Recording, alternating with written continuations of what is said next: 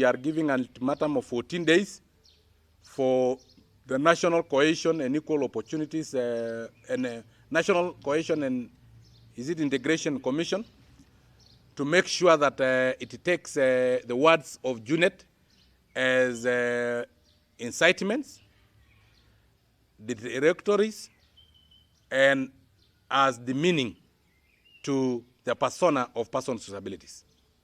Therefore, action should be taken by the National Cohesion and Integration Commission.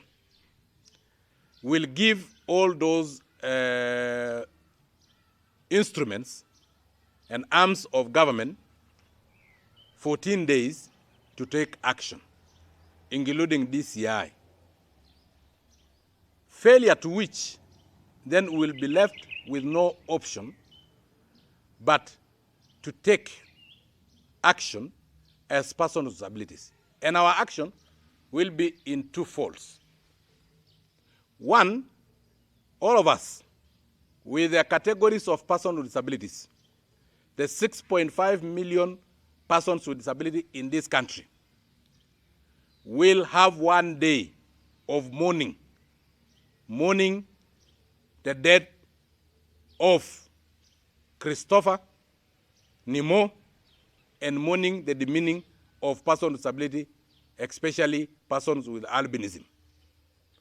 After the end of that day that we'll fast and pray, we'll lay a curse upon Honorable Junet Mohammed and 4 generations after him. We will all face the sunset, because that is how his life will set, and 4 generations after him. The second option is that we will have a countrywide demonstration against our beloved government, the arm that is the police administration, for not investigating the death of Christopher Nderito, and also not investigating the circumstances in which Junet bluntly contravened Article 54 of our Constitution.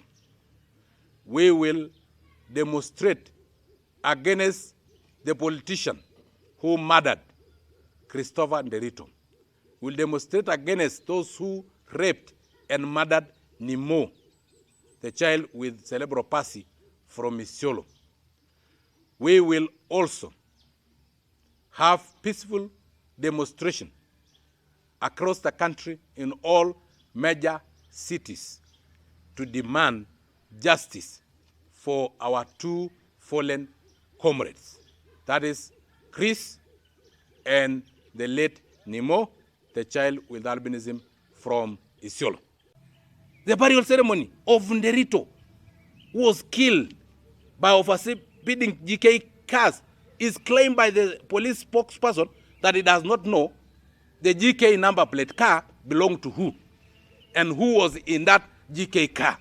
Yet we know very well that there is what we call work permit, that every government officer must indicate the car number plate, who is in the car, who is the driver, before they get out.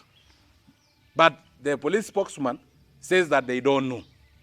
The burial of Christopher Nderito was boycotted by the area MP, Honorable Kanini Gaga, the MCA, the chiefs, everyone. They were busy with BBI, with the youth.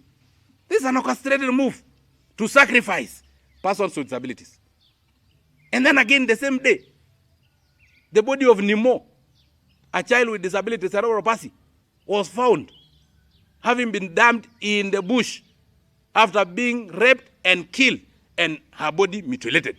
No. This one, all of them cannot be a coincidence. The same day, Honorable Junet or Junet is speaking against persons with disability. And the same day, Babu Owino is having a monkey with albinism as Honorable Maura and claiming that all nominated members of parliament got their seats free of charge.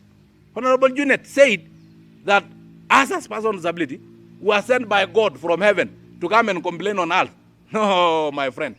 My friend.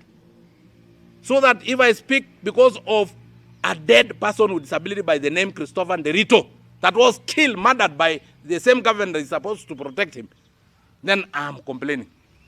If I speak of a mutilated body of Nimo, a child with cerebral palsy, being rejected in mortuary, being rejected in death, then I've been sent by God to complain.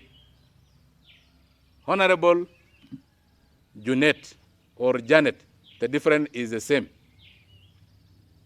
You have stepped on a live wire. No. In fact, you have hacked a transformer. And I can assure you, it will be messy. And you will not go scot-free. We have our constitution that protects us. We have the Act of Parliament of 2003, session paper number 14, that protects us. We have international instruments like the United Nations Convention on the Rights of Persons with Disability. We will pursue justice within our borders. And if it fails, we will pursue justice outside our borders, because the United Nations Convention on the Rights of Persons with Disability, Kenya ratified in 2008. Therefore, it has domesticated it, and it is part of our laws. So, you may bribe the DCI. You may have all the powers to control EACC and even our judiciary, because you are ganging now judiciary through judiciary ombudsman. You may gang them, but I can assure you, Kenya ratified the United Nations Convention on the Rights of Persons with Disability. We will pursue justice from that angle. And you will not go scot-free. I can assure you. And you know, I never threaten anybody. I just give a promise.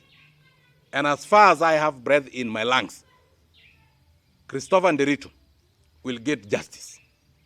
The late Nimo, the child with cerebral palsy, killed, raped, and her body mutilated, will get justice.